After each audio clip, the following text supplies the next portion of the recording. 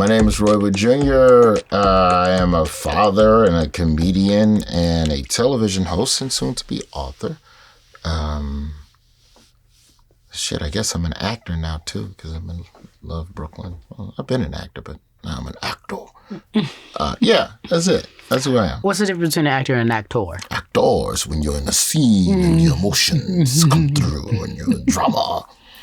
I was fucking around with John Hamm, and that was a good time. But now I'm with Andre Holland and Nicole Baharian acting. Okay, these are the Wonder Wise. Actors. Oh, I don't know who these people are, but they sound really important. Oh, you'd know if you saw. Yeah, that's those kind of actors. Yeah. Okay. See, I don't know anybody's name except for your name. All right, thank you for doing this. So, I obviously want to talk about your special. So, I saw you the day it was released, right? Last week? Not last week. What day was that? January 17th. Was Friday. That was Friday, January 17th. Abby Phillip. Yep, Friday, January 17th. He also works at CNN, and we were on Abby's show together. And he walked in, and he had so much wonderful energy, and he's always so generous and kind to me. So I appreciate you. I automatically like you for that because you're just always the same. You're even. I know what to get. But you were celebrating, and I thought that was really a good way to show how hard you work. You're like, I'm celebrating, I'm coming, I'm doing press, but I'm still working, but I'm squeezing a little bit of a celebration. Yeah, Friday night belongs to me. How'd it feel? It felt odd. I generally don't allow myself to sit in any emotions, really good or bad. I just generally just push. But for this special, I was like, you know what? I'm going to go have a steak. Yeah, why? Well, that's not, if someone heard that celebration, they'd be like, that sounds very, very simple, very, very understated, but just satisfying also. The people who know me know that I generally don't sit still, but like the general celebratory activities, I'll play PlayStation, which is what I generally might do 2 times a year, maybe 3. I buy all the games and just don't get to play them. So I might do that as a kickback.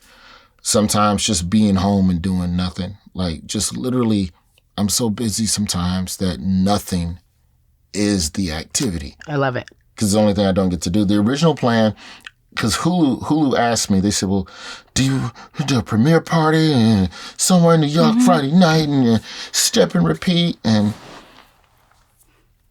I can't think of enough people that I would want to be around to justify the cost of the venue and the DJ and the food. But you weren't paying for it? Don't matter. I don't want to be there. If I don't, because you couldn't think of enough people. You didn't know enough people that you wanted to have at a party. That room would be filled with people that I either have shallow relationships with, and that's not a bad thing. But on this particular night, I don't want to be around. There would be far less deep people in my space. Yeah. So I just declined. I mean, they were very kind about it. I wish they had given me the budget for it. You give me that. You'll put that in the next contract. I could have had a give better me that stage. Budget. Give me that budget for the stage and a wardrobe and all the things that you want. The other option, I was going to go to my mom's house and I was going to do a premiere party at my mom's house and have the step and repeat. Oh, that would have been lovely. In the front yard and like just really be silly, like violate the home owners association laws for a night. But the logistics of getting down there, my mom, my friends, all my buddies from high school, like that would have been worth it. That would have been worth it. But the logistics on both sides of that day just didn't lend itself to it. My ultimate celebration, if I could do it, I want to do it. I want to go to Joe's Crab Shack. Mm-hmm. And I want to rent out the whole place. Mm-hmm. And I just want to sit there in silence and eat stuffed mushrooms. And make them turn off the music. Okay, most importantly. Why? It's the best food, the worst atmosphere. Oh, okay. So that you want to rent it? Okay. I want to have so much money that I can go in a place and go turn the music off. And say, everybody get out and just feed me because the atmosphere is tiring. I didn't even know that was a thing until I ran into Rod Stewart in London. I was shopping with my mom and an associate came up and they were like, we need everyone to leave the floor. Oh, yeah. We have a shopper who is shopping. I've seen that. Just shoot me out like my couple dollars wasn't shit. It doesn't matter. Your $5 don't matter to his 100 million. That's what they were trying to tell you. And that's what I want, but at Joe's Crafts. Okay. All right. We can do that. Which leads me, every one of these celebrations sounds very, very particular, a little isolated, which leads me to the special, Lonely Flowers. Why?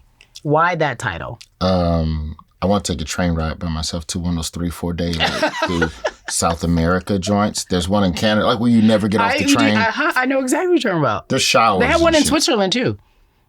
That's the one I want to do. Send me the link, please. Okay. Because like that's the other ultimate celebration. I titled the special Lonely Flowers because I feel like that's who we are as people now. Like everybody's alone. Everybody's isolated. It's easier to be alone. And then some of us are with people and still alone because you're with the wrong person. Mm-hmm. So it was just an exploration into how we became disconnected. And then the back half of the special is just proposing solutions, possible solutions. As I started putting the act together last year, I left Daily Show end of 23 and I worked this set for most of 24. And the more I started looking at the material, the more it just all started falling under one thing. And I just respect wherever my mind is going. That's this is clearly what I'm into. Whether I didn't set out with the theme of loneliness and then write jokes to it. It just revealed itself as I worked through my set month after month. And I just took out all the political material. I had Kamala campaign jokes and all of that shit, but none of that fit with the larger theme. And also it was good to not get into politics. So I did that for 3 straight specials. Why was it good not to get into politics? Why do you think, okay, wait, time out. I have so many questions. I'm going to go with Lonely Flowers first. I do agree with you. I do think we're all very lonely people. Like I say to myself, I was like, God, I feel really lonely. But there's also some peace in that for me. Like when I'm around a lot of people, I'm all like, oh no, I want to go back to being at my house by myself. So how do you in your special reconcile or talk about that? Because there is some happiness in solitude. There's happiness in solitude, but in the long term, is it net negative or net positive?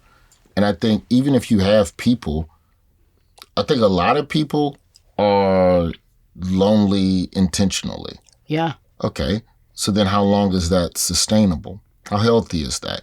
And it doesn't mean that you go out and have 50 friends, but, like in the back half of the special, I talk about how, my mom continues to make friends, and that's part of what keeps her alive. That's so good. Like, that's a thing where... How old is your mother? She's 75. And she makes new friends. Yeah. That's great. Because this is fucked up to say, but at 75, some of your friends might have died. Yeah. I got friends that already dead. I'm 46. Or the reality is they die in different ways. Like they literally could be dead, but then sometimes they fall off as well. People fall off, people change. And so what are you supposed to do? Just never deal with new people?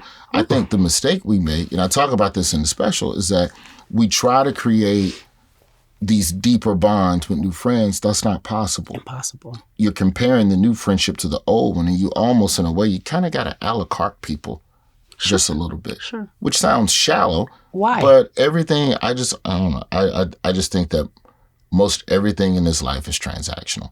And we view that word transactional as insensitive or despondent and detached, but you shouldn't be doing anything that's not reciprocating. What do you mean transactional? If I meet a new friend, I just moved to New York, I meet a new girlfriend, I'm hanging out with her, and I like her. She's not like my best friends in LA. She's not like my home, the people that I've known all of my life, but I like hanging out with her, and I'm lonely. I don't know anybody, so I'm gonna hang out with her. You know what I mean? Or is that transactional? No, it's providing friendship. It might feel transactional, but...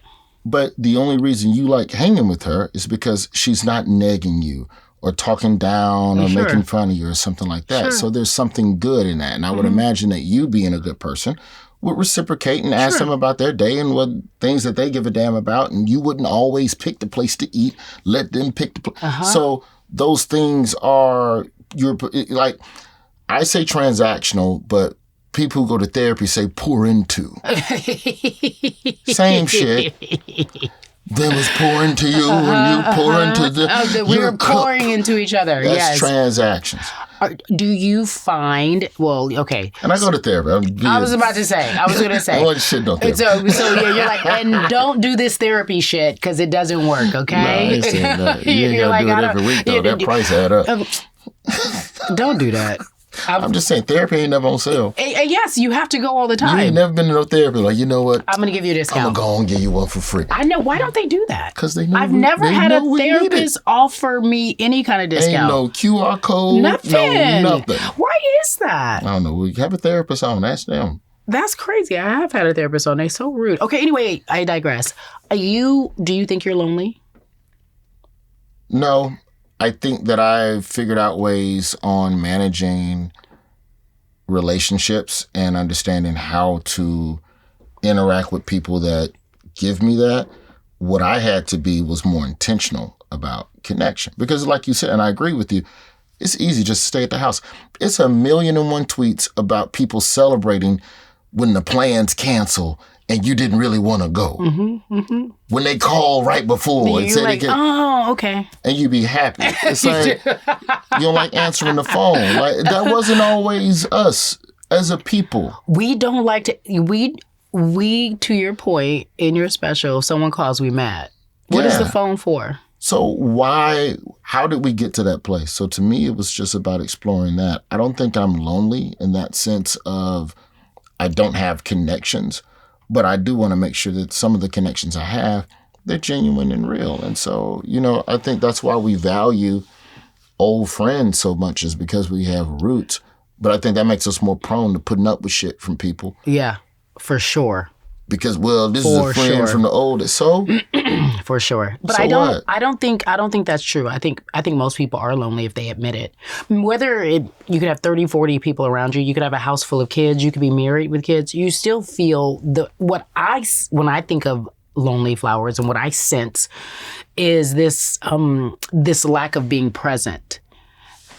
If I'm here with you and I'm not present, I'm somewhere else. It still feels lonely. I still feel disconnected. Correct. I still feel separated. Yeah. I could be having a great time, but I just still feel separated. Because I'm not present. And I think that has everything to do with all the things that are at our disposal. We're ADD. We're on our phone. We're picking up our phone and giving out orders to social media people.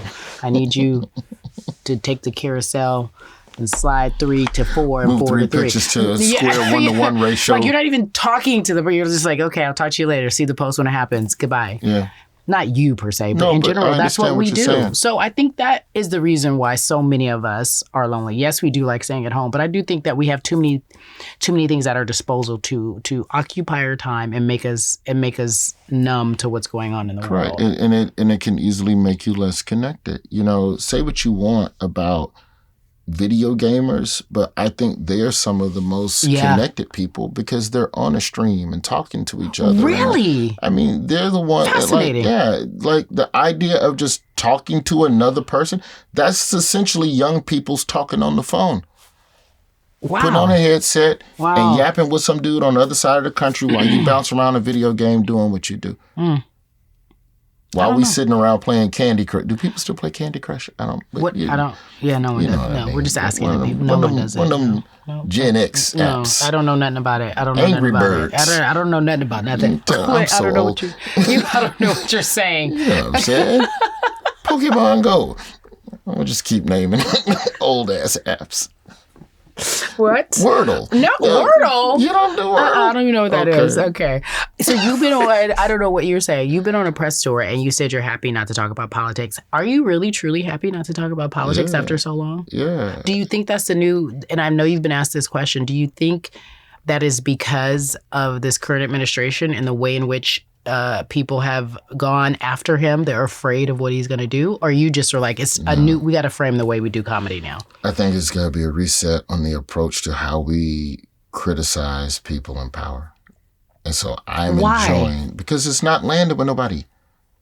Y'all done had 8 years to call this man stupid and think that that's going to be the thing that finally turned. Well, I wasn't going to vote for him, but then I saw the Jimmy Kimmel and the Roy Wood Jr. comedy, and I was like, okay, maybe that's not working. You're right. So if you're talking about truth to power and we got to challenge the establishment, then how do you figure out a way to... What's the language? Yeah, because everybody's been rewired. Yeah. The way we receive information has been rewired. Yeah. Mike Birbiglia has a beautiful quote for the ages. Comedy only works when everybody agrees on the premise. So if I say the administration is bad, but you think the administration is good, it doesn't matter what the rest of the joke is. You don't agree with my assessment. Yeah. So I'm not saying that you can't go down that road comedically. I'm saying I'm trying to figure out a way to rewire. And I enjoyed the year away from the Daily Show, and I wouldn't have been able to even think and explore loneliness. That being a correspondent is hard. You spend every day watching the worst shit, and then figuring out how to make it funny. And 90% of that doesn't even make it to the show. So you just watched bad shit all day. Mm-hmm. What does that do to you and your soul? So let me do a special that's just about us collectively as a society. Don't even worry about the people. Don't worry about none of the policies. Let's just talk about what we are dealing with right now. Mm-hmm. And then CNN becomes the place where on Saturday nights on CNN, I can crack a joke or two. And honestly, that show is beautiful because we're just summating the news of the week. Mm-hmm. We ain't digging to get it. Like, it's still this a place. This all happened, and we're going to make a joke about it. And I just hope that people don't view it as me not caring or me checking out. It's just that you do that for 8 or 9 years at Comedy Central. You got to figure out okay, well, what else? You got to reset. You got to rebrand. You got to figure out other. It's not even a rebrand. It's just like other elements of who you are and what you're capable of doing. There has to be. It's like football. There has to be a halftime adjustment. Yeah, we got to make some adjustments. And life is that. See what you can do in the second half. This is the second half of Trump. If you want to think about it like that. So the approaches to how we critique. That's a good point. It's a football game, and this is the second half of Trump, right? Yeah. We had our little halftime break, and now we're back in it. Joe Biden came out, little marching band, little kente cloth, take a knee. And they just I don't know if you saw that with the kente cloth. They just introduced another amendment to see if a president can have a third term. Yeah. That's why I said it's not going to be 4 years. Y'all be ready for it. Trump is going to die in office. That wasn't supposed to be funny. It is so sadly true. Old. It's so sadly but what is the premise? The premise isn't he's stupid because he won. So what's the premise? Because he's not. That's the part that still remains to be seen, and people have to explore that. That requires hosts that are creative. That requires writers and producers that are willing to risk their jobs low key to do something different. Because if you do something different and it doesn't get ratings, then you're fucked.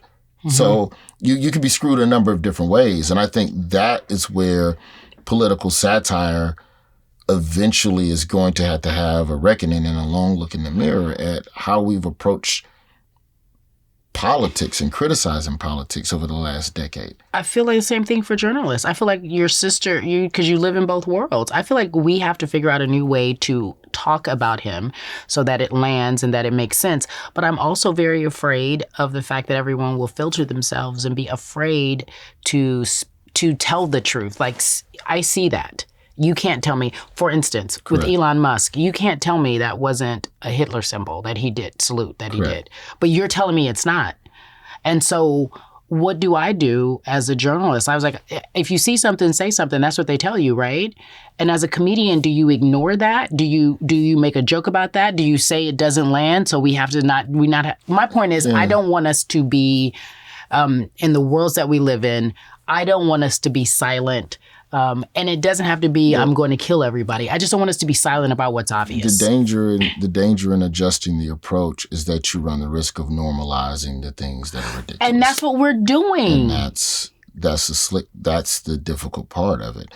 And I don't know how we navigate that, because it's going to be a war. And the first journalist, the first April Ryan in that press briefing, whenever they do their first press briefing, and somebody jump bad at Trump, they're going to be gone. They won't let him back in. Okay, so now if you're that news outlet and you need access You need a reporter in that press pool. The next reporter who goes in, you going to tell them to jump back? No. Or you going to tell them to ask some softball questions? So then it requires an editor and the head of these news organizations to keep sending in the next soldier to go in and get their head chopped off. We've already, and everyone should be prepared for that. While they're cutting people, they should be adding people. When I tell you, what did Kanye West say about Jewish people? They own everything. Okay. Do you remember what happened when he did that? They took all his money, right? Yeah. Didn't they start freezing his accounts? Yeah. Everything was like severely intentional with him, right? Because of the way he was approaching Jewish people. Do you remember that? I remember that. I remember Kanye had all the money and then didn't have. And he was trying to get more money, and then he got quiet. Adidas he got quiet. He was getting his money back. What happened to Elon when he did that? Did you hear from anyone saying that was inappropriate? Oh, I see what you're saying. We've already normalized it. ADL Gotcha. came out and said, don't jump to conclusions. What conclusion? How much? What I'm encouraging you to do, even though you said you're taking a break from political commentary in terms of what you do, I'm still encouraging you to, because you're smart enough, you're really smart. I'm encouraging you to not give it up completely because we still need you. I'm not abandoning any of that.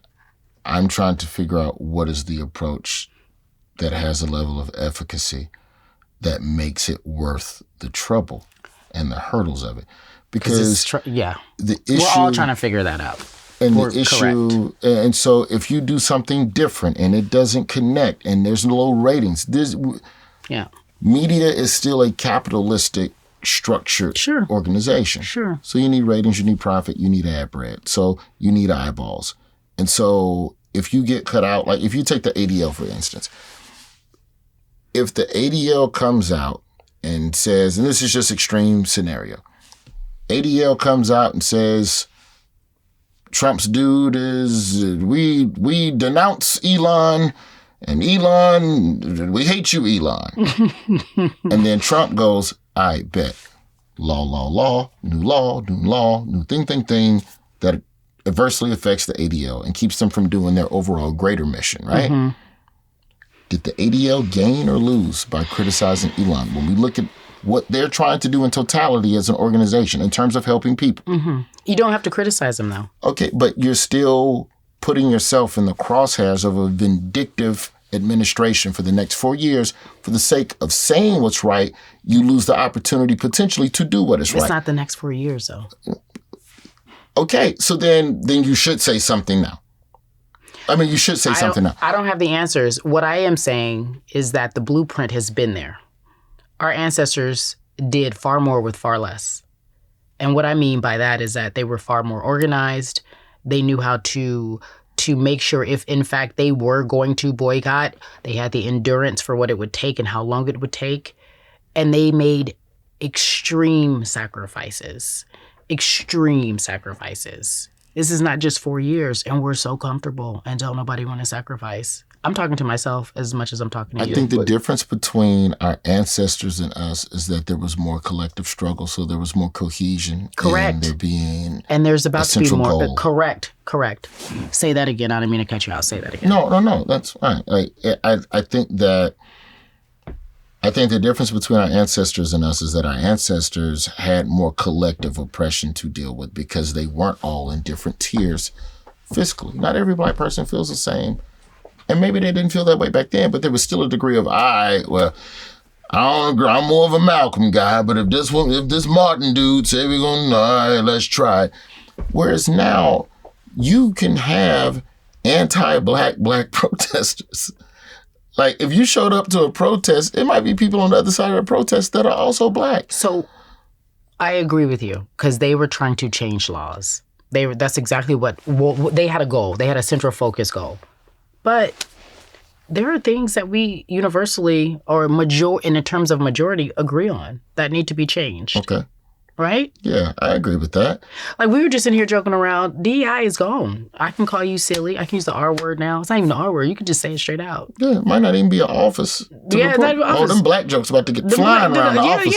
Yeah. Here you go. Here's some watermelon and chicken. And ha. And it's okay. It's okay now. We can do that. It's not inappropriate. You can grab them by the, you know what I mean? Yeah, I almost feel like if you black, you work at an office, you got to start clapping back. Yeah, you have to. My point is. Yeah, the only thing be crazy is crazy. Correct. That you cannot rationalize with crazy. So I'm saying we have to meet that energy, and how do we do that, and what does it look like? And I think that it's through voices like yours that are just so smart and so important and so funny. I think.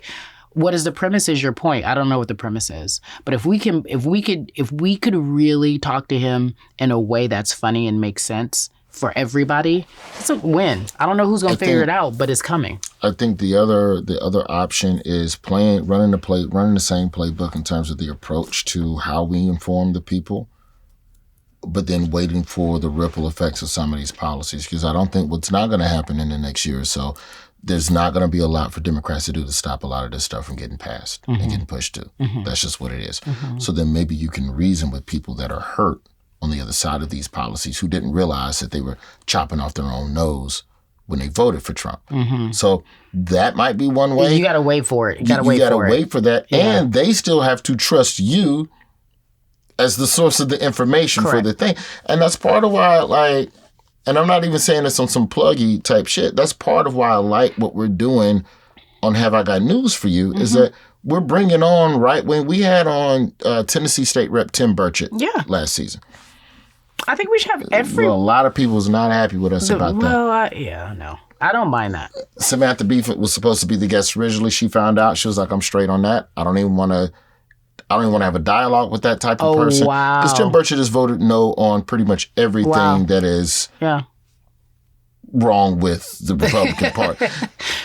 And, that was a very tense episode, but it was worthwhile in my opinion, to have that person on and just have a conversation about your policies and just approach it from a logical place and not go, you are the Yeah. We didn't yell at that man. Yeah. We cracked some jokes and we took some shots. Sure. But he got his words in too. So I think that has the potential, that type of dialogue has the potential to be a bridge versus the whole, why do you platform these idiots type ideology. Sure. But I don't know. I just know that a lot of people are angry.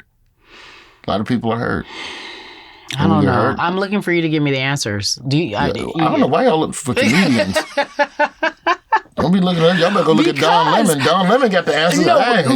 Okay, so I've been. I think of times in this country's history when things were in peril or seemingly in peril, and I'm not an alarmist by any means, but there are these times in history, and it was always the artist, whether it be the painter, whether it be the comedian, whether it be the journalist. Everybody gave us a blueprint on how to do this, whether it be Langston Hughes or James Baldwin or Ida B. Wells or whatever artist you can think of. I was having a conversation with Derek Adams the other night. He is one of our contemporaries in terms of art. And he was like, yeah, no, it's my time. And I don't have to announce what I'm going to do, but I am going to do something. I am going to protest. I am going to document this time in history so that it can be remembered and not forgotten. I'm going to use, and he didn't know what it looked like. No one knows what it looks like, but they want to do it. So I say all that to say, it'll come to you because that's the gift you've been given. Yeah, can you share it with us? Can you not just keep it to yourself and be lonely? I think that we have to, as a society, which is part of what I was talking about in the special, like something as simple as not having a cashier. Just not talking to someone in the grocery store. That little bit of chit chat might get you a little bit of understanding from both sides of the line. It's like when people say, that's so true. When liberals say, I don't understand how somebody could have voted for that man. I understand. Off the top, they tell me you don't talk to enough people if you don't understand. I absolutely understand. I mean, you ain't got enough friends over there. Most people are single issue voters. Most people are selfish. Most people are thinking about themselves first. 100%. And That's why they we voted for were the man. and that is the lonely bubble that we're in, which is why your special is so special, because that is why we are here today. We don't even talk to nobody. Yeah. I talk to the people I know, and then the How much is- algorithm ensures that I don't see anybody else. Correct. How much is a loaf of bread? In the store or DoorDash? In the store. DoorDash is extreme. I don't know, $4, $4.50. Can you Google a loaf of bread? Can you tell me how much it costs? I'm going to ask him a series of questions. Whole wheat. Whole wheat, not the Wonder Bread. Yeah. How whole much? wheat. How much is a gallon of milk? Oh, I do not know.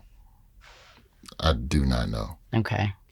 I generally buy milk by the half gallon. I think it was like $3.75, which is shit. That's a lot. We're gonna go back and look at these numbers later. How Yes, much sir. is a carton of eggs? A dozen carton of eggs. I do not know. I'd be just at Whole Foods. I'd just be grabbing shit. You know why we are where we are? Because you don't know those things. That's quite simply. I mean, me neither. Mm-hmm.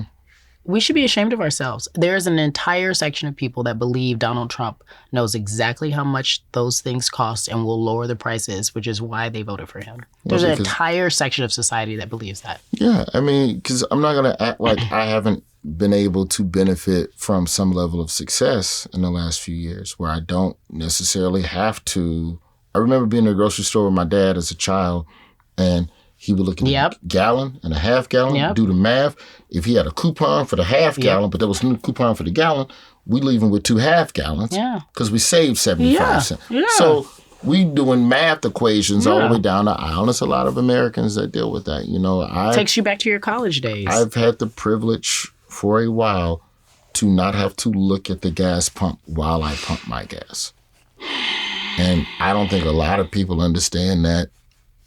What a blessing. Or auto pay your mortgage. That's a whole nother level of just like, I'm not even thinking twice about nothing. Because I remember you pump gas back in the day before they had the auto stop. You accidentally pumped. I meant to pump $10. I messed around and pumped 13. I used You'd be hurt.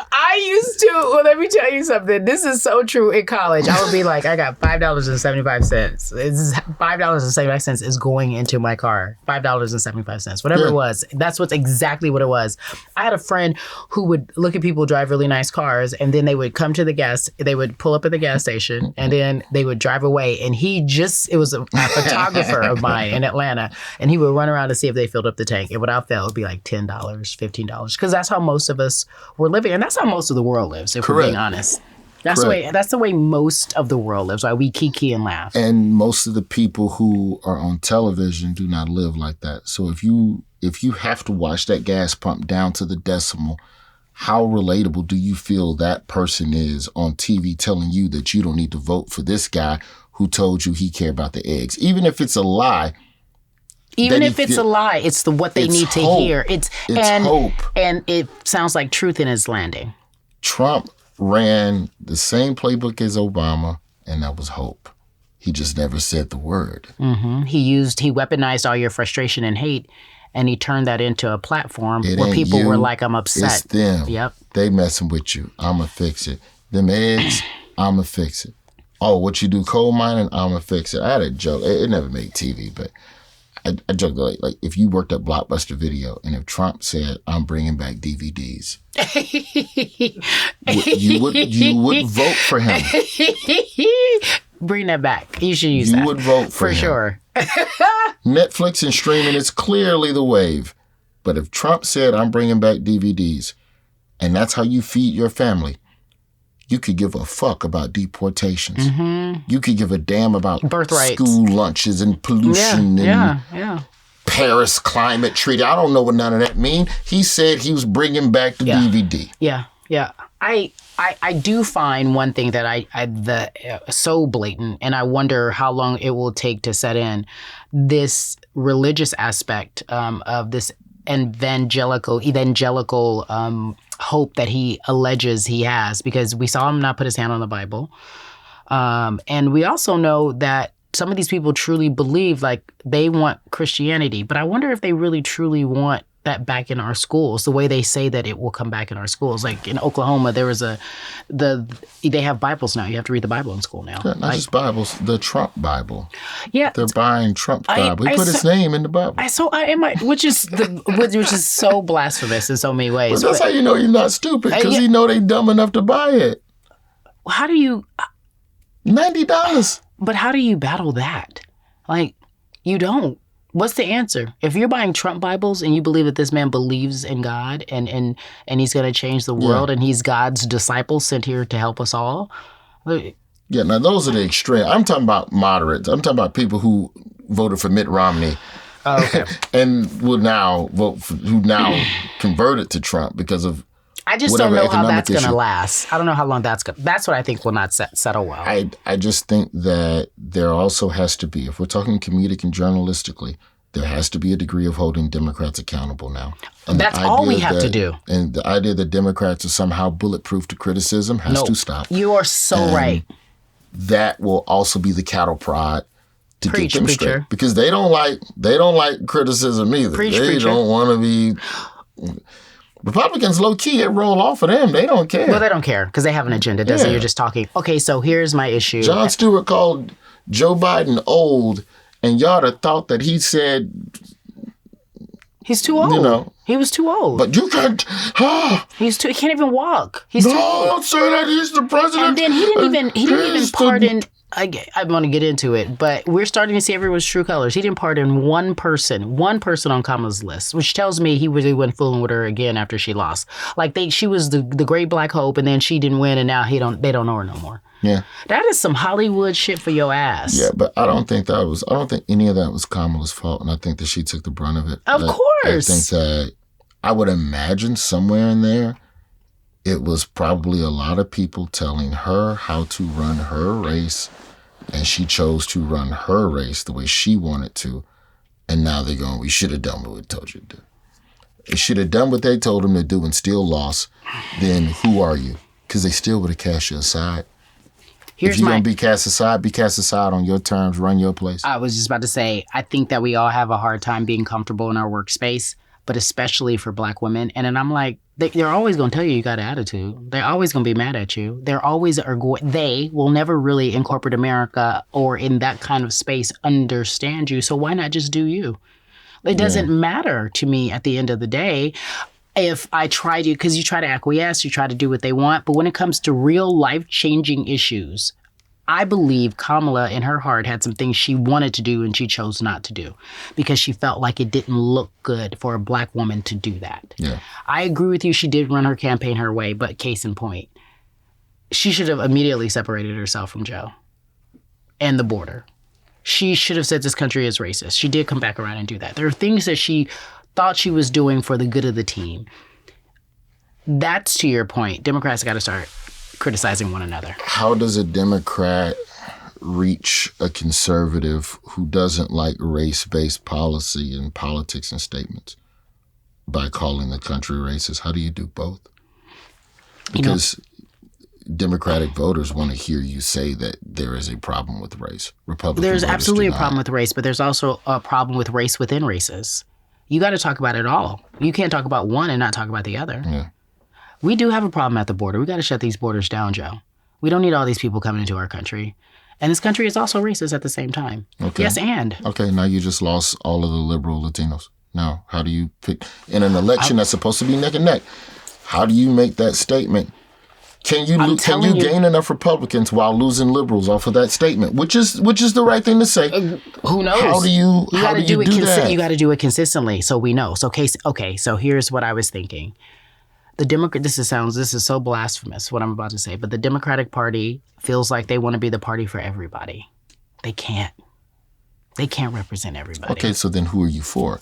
And that's what they have to decide. And once you decide that, And that's going to be a bunch of argument. Then everybody has to get behind that. It doesn't matter. At least the Republicans all go, he's dumb, but he's our dummy. But go dummy. You know they talk shit about Trump behind his back and laugh at him. Oh, no. He eats Big Macs at the White House. Yeah, you saw them reading the lips. Did you see the reading of the George lips? Bush making goofy eyes. But he ain't never made a public statement against that man. Yeah. Well, then... I won't help you campaign, but I ain't going... I think that's what we're learning. So I think that any party that will be in opposition will look at that blueprint. I may not agree with her, but I'm not going to throw her under the bus and say I'm still going to run. I could have won the election at 100 years old on my last leg. I think that is going to take longer than midterms for Democrats. Oh my God, it's just going to take a long time. They said, remember we talked about it. You need an entire forensic analysis. You need to go and just from head to toe, figure it all out. What's in your body? Get it out. All the stuff that's bad. Do you think that Kamala runs again in 28? No, she's too hurt. No, she's too hurt. Have you ever been around a hurt black woman? Like a real genuine hurt. Like one that I hurt or one that got hurt by somebody else? Both. I'm talking about a breakup. I'm being silly. The one that you hurt in a breakup. It's different. No, but it's the same. It's the same. It's not. It's the same in the sense of you could feel the hurt. It's like palpable. Yeah. Not like not like raging, but like I don't know who I am. Case in point, I'm married. I'm with this man. I think this man loves me, and then I find out he's been cheating on me with who? That kind of hurt is wild. Like wild, because you're like, who is this person? I don't even know you. Who's this person I've been with for 25 years? Making up something, not naming anybody, but married for 25 years, and then you find out he got a whole nother family with a whole nother woman. What kind of? What's real? That's palpable. I mean, I'm talking about and you feel that in her. So that's what I felt. Not like she got broken up with her, but the betrayal is what I'm talking about. That's a good word. The betrayal. That's a good word. And you love America too much to flip parties. That would never happen. That's why I was just like, I don't know if she can ever get over the betrayal. Some people can get over it. Have you ever been cheated on? Yeah, but I was not that I'm older. I was in my 20s. Have you ever cheated on somebody? I chalk that up to the game. Yeah, I've cheated, but I like how I cheated. Let's not talk about that. No, I'm saying I was finishing my first cheated answer first, and we'll get to the second I cheated answer. But like the idea of the hurt, yeah, there's definitely a hurt. And what I've learned from being on both sides of cheating is that there's no way to reassemble that. Like when you take two chemicals, somebody sent me a quote. I can't remember. I'm going to butcher the wording of it, but two chemicals once mixed inextricably can never return back to what they were before they were mixed. And so when you talk about betrayal, like once you have trust and a bond and you break that bond, you can't go back to, like, I don't see how Kamala goes back to ambitious and, all right, I fell down that time, but I'm back America and we're going to do it this time. And the Democrats, like, I don't know if you can ever get back to that place because I don't know of anyone that has cheated or who's been cheated on or cheated that was the same person on the other side of that discovery. No. You make concessions if you decide to stay in the relationship. You decide if she decides to run again. She has a real understanding of what she's running against and the people that she's running with. And you also have to decide if you want to be a part of this Democratic Party. I don't know if I were her, I'd be like, can we start a whole new party? I'm right now at the point like they need to tear this all down and start a whole new party. That's where I feel. That's what I feel. Because to your point, we need to start criticizing them more, which I think you will. I think other comedians will. I think other journalists will. Because for so long, the liberals have owned media and have been very much been a part of legacy media. But those days are over. Because you just said something really smart. Somebody on TV is not looking at me like I can relate to what they're talking about. They don't think that at all. Then that might be the answer of where we go. That's where we might go. Did we just solve world problems? I think we did.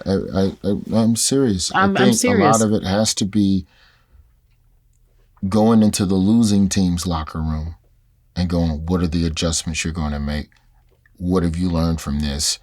What are your changes that you're going to... I said this on stage, goofing around, but I do believe it in that what makes sports perfect is that there is structures of accountability. When a team loses, there is a press conference.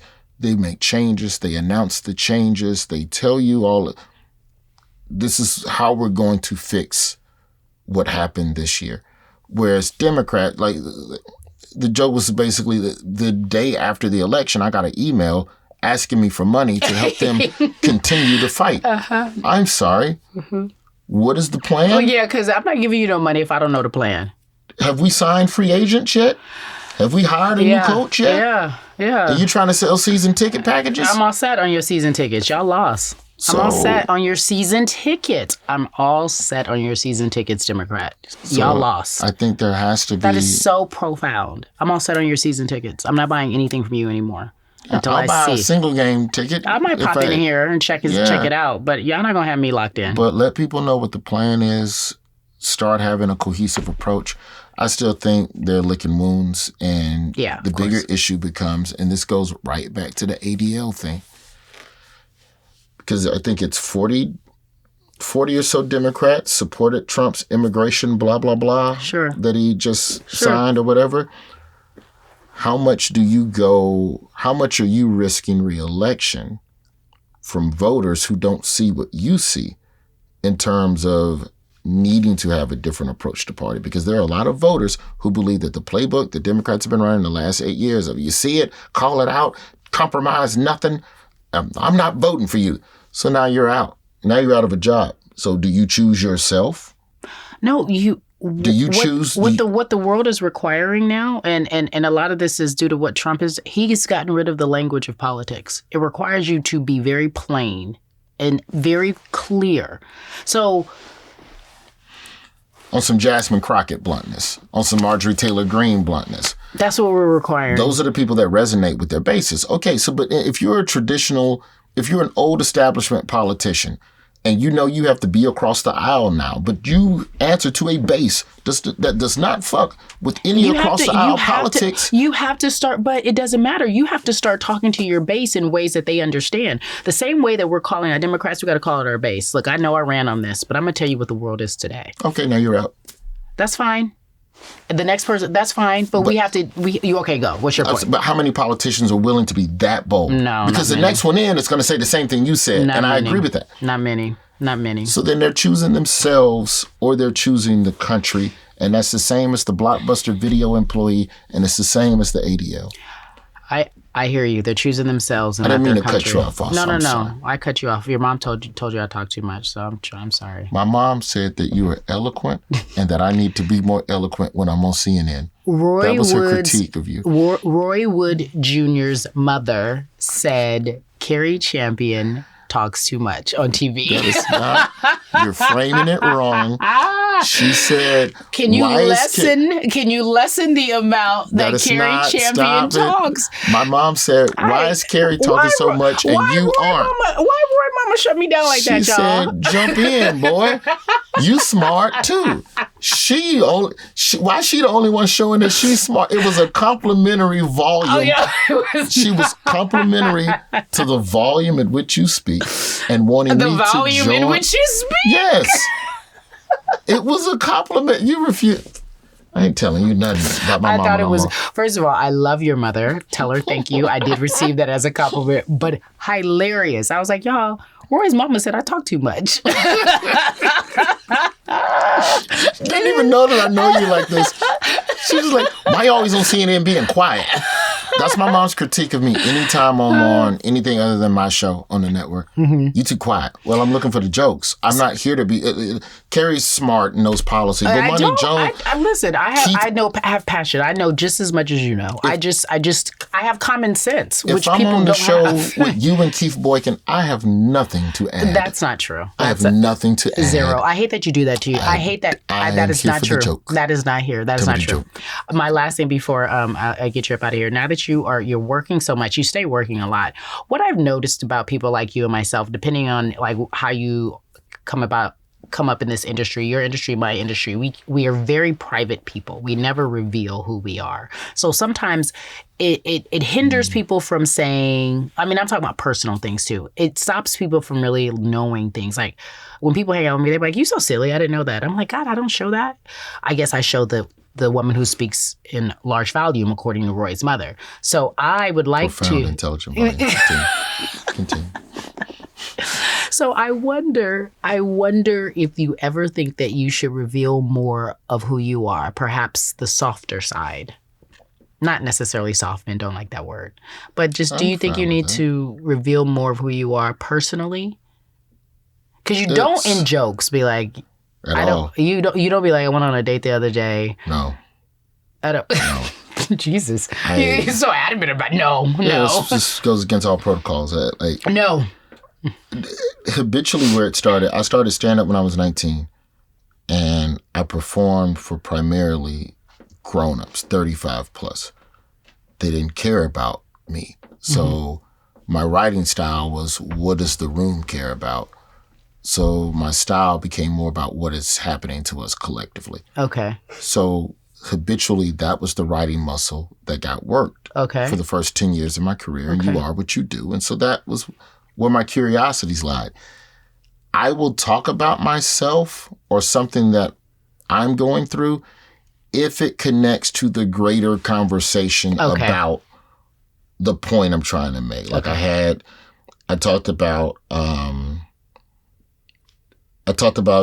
getting arrested. Like I'll talk about that a couple times on a podcast. Sure. But all right, credit card fraud and probation. Unless I have something bigger to say about incarceration, I'm not just going to tell you a story about the time, man. I was in jail. But then I was able to figure out a way to tell a story about being nice to a customer at Golden Corral. And this is how I ended up talking about this on stage. The idea of even being arrested was I was very nice to a customer. I've always tried to be nice to people.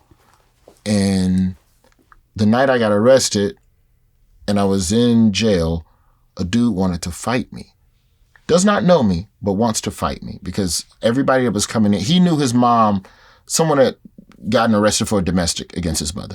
So he assumed whoever came in jail that day was the person who got arrested for the domestic. So his objective was to beat the shit out of anybody who got processed that day. Damn. So one by one, he's making notes and he's going, I'm going to fight you tomorrow. I'm going to fight you tomorrow. I'm going to fight you tomorrow.